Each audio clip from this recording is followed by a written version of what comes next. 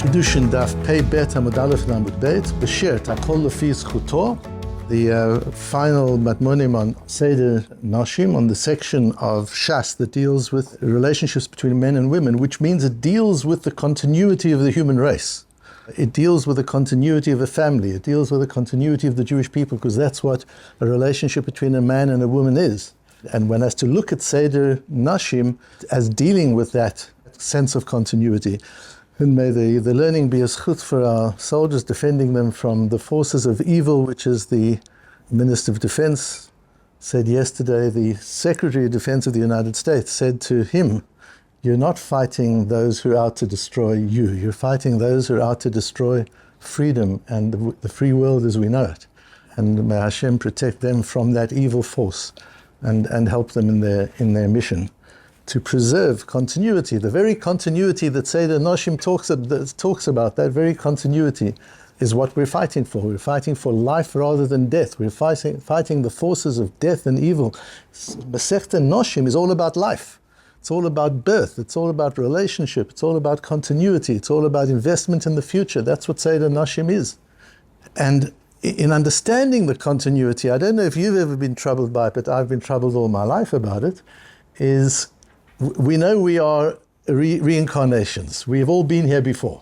To what extent does our previous life impact our current lives? And what control have we got of it? And if we've been put here to be mesake and to correct and improve certain things that we didn't do right earlier times, how do you know what you're meant to be doing? So it's all very well to say, what is your purpose in life? But that's looking at life just on its own. When we talk about the continuity of life, it's not just continuity of one life, it's continuity of possibly many of your lives. It's one soul, one being. And this life that we know is only one life. How do you know what you're meant to be mesaken?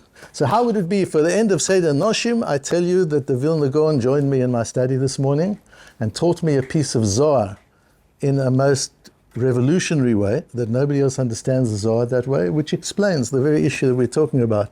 How do we know what to correct? How do we know what to fix? And I know, and I say often, that if the Vilna Gaon came to teach me this morning, it wasn't my zchus, because the only time he and the others have started doing it to this degree is since the Matmonim shiur, and I realize that they are helping me give you what you deserve, both the people who are here every morning and the people around the world who are listening. And it's in your zchus that I have these opportunities to be exposed to things that I would otherwise never know. Now, it didn't appear to me in a dream or a vision. I'll show it to you. It's all in words. It's all very clear. I refer you back to a shiur in Moed Katan Daf Kaf Ches in February last year. And this is a continuation of that shiur. So you should, if you're interested, you should go back to that shiur as well. I'll refer back to some of it, but it's treated in broader context there. And from there, I'm going to go a step further in the whole idea of reincarnation that the Vilna Gaon teaches us. So the Gemara says, Rabbi Meir says in the Mishnah, Lo'olam yelamed adam et beno umanut nekiya v'kala. Teach your children an easy and clean profession. V'yitzpalel lemisha osho ha'nechasim shelo, and then you daven. It's not a question of what profession should I go in that will make the most money. It's find an easy and a clean profession. Somebody once came to Paul Reichman with an unbelievable business idea and spent a long time describing it to him and explaining to him what he wanted to do. And at the end of it, Paul Reichman just looked at him and said, "But there's so much more easy ways to make money. Why would you do something so complicated?" It's parnosa, which is nikiya v'kala. Because in every profession you'll find wealthy people and poor people. It's not that any profession or any trade is a guarantee to wealth. Wealth doesn't come, nor does poverty come from your profession. Everything that comes to you in terms of wealth is according to your zechut. And we'll understand what zechut means. According to but simply it means your merit. And the Gemara on Amud Beis, Rabbi Meir, or in the Tosefta, it's also Rabbi who says the same kind of thing, and therefore you should daven. Says Tosfos an amazing thing. This, which it says in our Mishnah that everything is dependent on your merit, on your zchut, doesn't really mean that. Perush lefi mazalo. What it means is your mazal, your luck. Tebani v'chayim mezoni lav b'zchuto talya milta, as the Gemara says in Moed Katan, because three things are not dependent on zchut. This can't mean zchut in the literal sense, because the Gemara in Moed Katan says quite clearly that family, that whether you have children, what kind of children you have, life and health and economic prosperity, that's all is not zchut. It's not dependent on what kind of a person you are. You have great tzaddikim who struggle in those areas, and you have great rishoyim who are flourish in those areas. It has nothing to do with your stature as a human being. B'mazlo talya milta, it's algorithms, it's mazal. It's all kind of the way things work, and it's good fortune. What a strange Gemara in Moed Katan. That's why I refer you to that Matmonim. And the Tosfos is so strange. That says zchut, but it doesn't mean zchut. And of course we have the kasha from the Gemara in Shabbos, Daf Kuf Nun Vov, where we say, Ein Mazal Yisrael. Yisrael is not led by the normal algorithms of nature. But when Hashem took Avram outside and said, look up, and he says to him, get out of your thinking algorithmically. Get out of the stars and the science of life. You, Avraham, and your descendants are not going to be governed by that science. The world is governed by that. History is governed by that. But the Jewish people are governed by a different system. Don't limit yourself to the system of the stars, to the systems of nature that you see outside of you. She'ein Mazal Yisrael, because the Jewish people are not governed by Mazal. And here Tosfos is saying, not only are we governed by Mazal in these three areas, as the Gemara says in Moed Katan, but our Mishnah, which says it's talui b'zchut, it doesn't mean zchut, it means Mazal. Why? What does that all mean? So in Moed Katan, we learned this amazing Tiferes Yisrael. It's a long piece of Tiferes Yisrael. It's just something one should learn over and over again, the whole piece.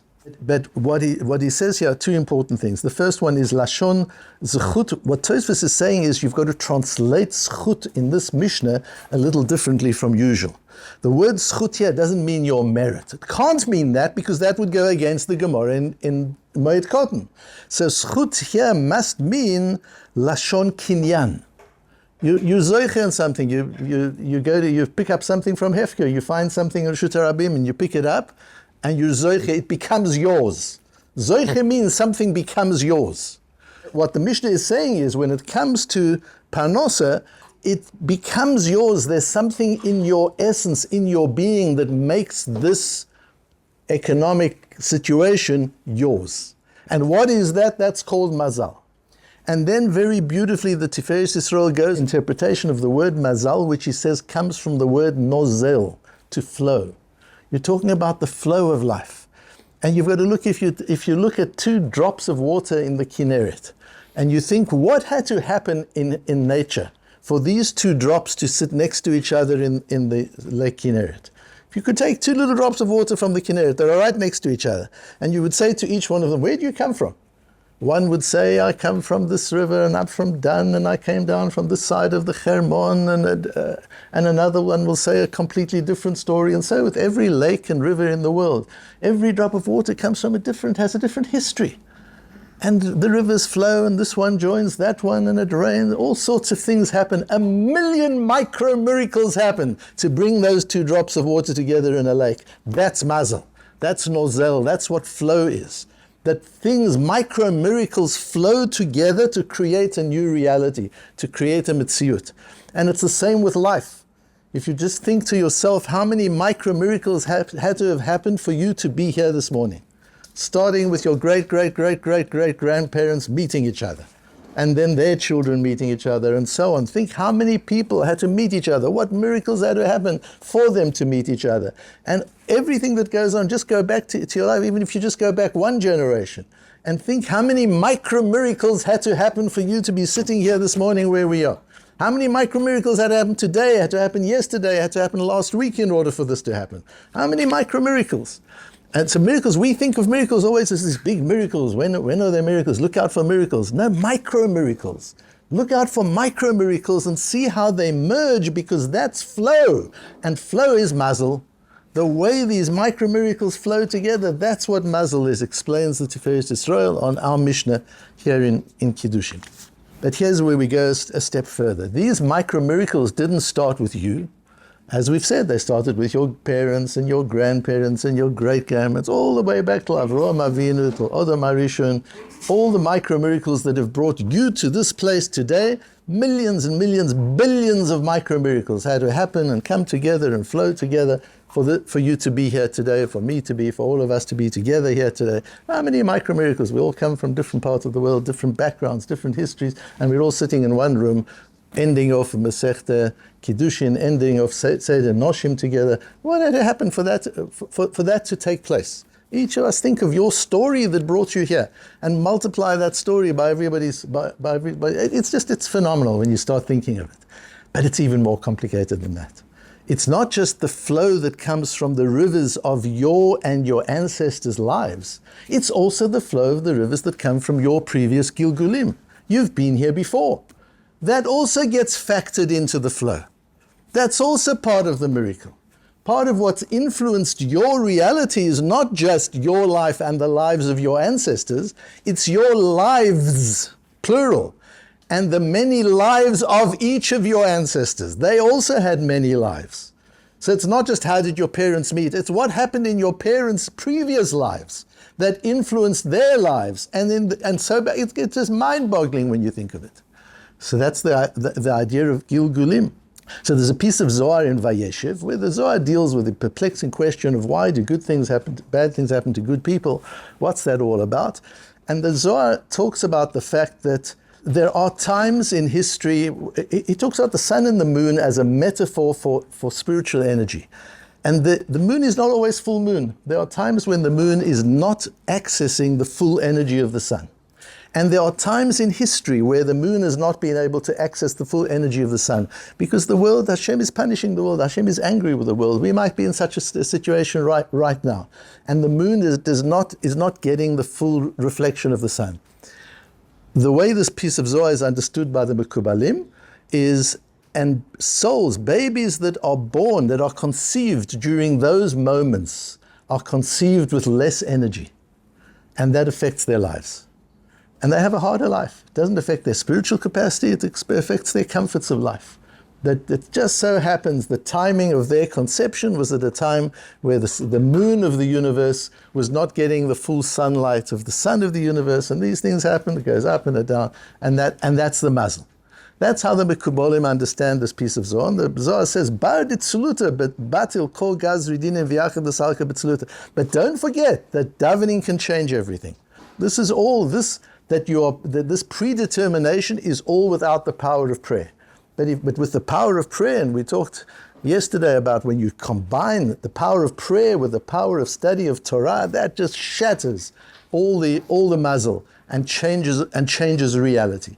And just the Zohar, you've got to be aware of that with everything that goes on, there is a power of tefillah, provided you daven. Part of the importance of davening is you daven with complete trust that your prayers will be answered.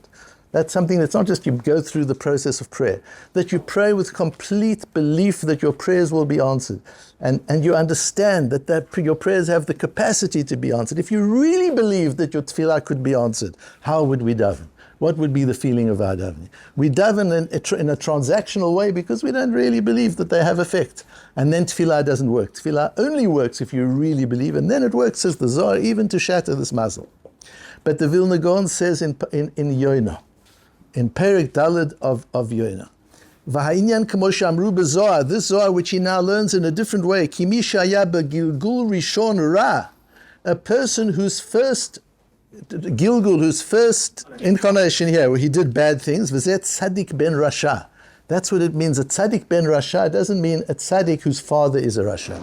It means a tzaddik whose parental gilgul, your previous gilgul, was not a good one. Your previous incarnation was not a good one. Morido Hashem yitbarach b'chisaron halavana.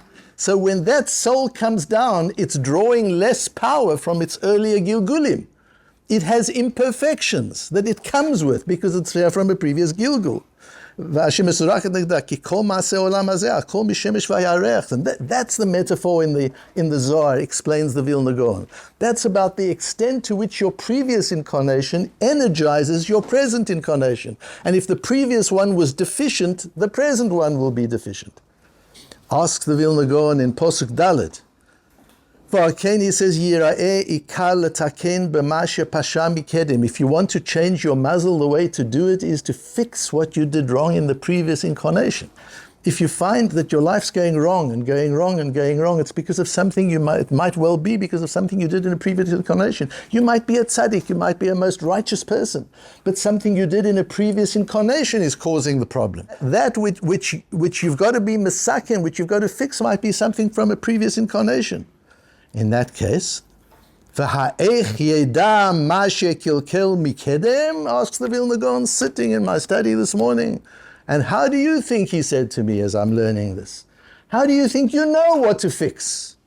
You've got people who are going to be learning Matmonim for you, and you're going to have people who are waiting to go to davening. You could just stop here and not give the answer, and then everybody will daven on time, but you won't know the answer to this question. How do you know what you've been put in this world to fix? What's more important, Baruch She'amar right now, or to get this answer before we do Baruch She'amar, because this answer will affect the way we do Baruch She'amar. Says the Vilna Gaon, Yesh al zeh shnei simanim. There are two hints that Hashem gives you to figure out what you're here to fix. When you notice you consistently are doing something wrong, you try and fix it, and again, you're just in a habit, you're in a cycle. There's this particular thing you keep on doing wrong. And it's very hard to change your habit. That's something you did wrong from before. That's something that's in your spiritual DNA. This comes not only from your ancestors. That's not where it comes from. This comes from your previous Gilgulim. It comes from your previous incarnation. That's a sign that you're here to fix that. If you just find it difficult to daven mincha in time. You find it difficult to daven shachris, to do Zman Kriya Shema in time. You find it difficult to do chesed, to do tzedakah. Whatever you find difficult, that's stuff that you became embedded in your neshama in a previous incarnation that you are here to fix. Focus on that. That's where your focus needs to be. And the second one, Be'eze aveira nafsho chashkalo ma'od. Averas that you have a strong yetzer hara for. Things you really are attracted to do. You do them wrong, and they come to you naturally because you have a strong cheshek. That's also something you're put here to fix. Those are two ways you can check, and if the two ways intersect, then you know you're really onto the right thing. You can figure out what you did in previous incarnations that you've come here to fix. And so Seder Noshim, which comes to an end. Seder Noshim is about continuation of the generations. It's about birth and rebirth. But it's not only birth of generations, of grandparents giving birth to parents, giving birth to children who will in turn become parents and grandparents, and so through the generations. It's that as well. But Seder Noshim is also about your many lives, how your earlier life has given birth to your present life. And an earlier life than that even gave a present life. And that we are in this world not only for the continuity of our own generations, but for the continuity of our own neshamot. To take the rebirth of our neshamot. Our neshamas have been rebirthed into this world. We've been given another chance to repair and to fix. And if you find things aren't going well, very possibly it's because you're not getting the message yet. And how do you know what the message is, says the Vilna Gaon? Check the things that you often do wrong, you often slip up on. That's an area that might be, and check the averas that you have a natural tendency to. And he brings a Gemara from Shabbos where Rabbi Yosef asked Rabbi Yosef bar Rabba, what did your father do? What mitzvahs was he particularly careful about? He said tzitzis. And there are others where you find they were meticulous about specific mitzvot. Those are mitzvot that they identified, they've been brought back into this world to fix because in a previous incarnation they didn't do it that well, and they excel in those mitzvot and they're mahader in those mitzvot because they realize that fixing those are the purpose of their existence and the continuity not only of humankind but of their own neshamot into the world to come.